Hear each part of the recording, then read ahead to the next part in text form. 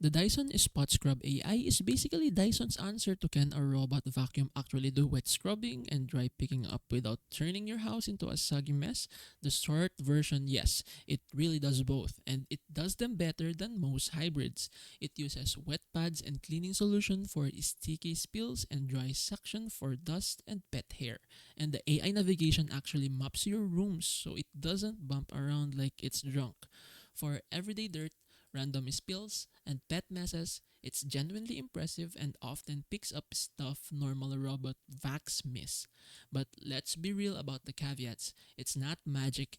Heavy stains still need human attention and the wet cleaning isn't as intense as a full-on manual scrub. The maintenance is a bit higher too. Pads needs washing, tanks need refilling, filters need cleaning.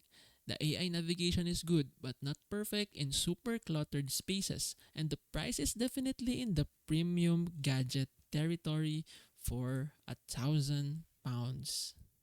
Yeah, if you expected a robot that replaces every cleaning task, that's hype. If you want a robot that actually improves your cleaning routine and handles both wet and dry messes with minimal fuss, it is worth it. Just don't pretend it's a miracle worker.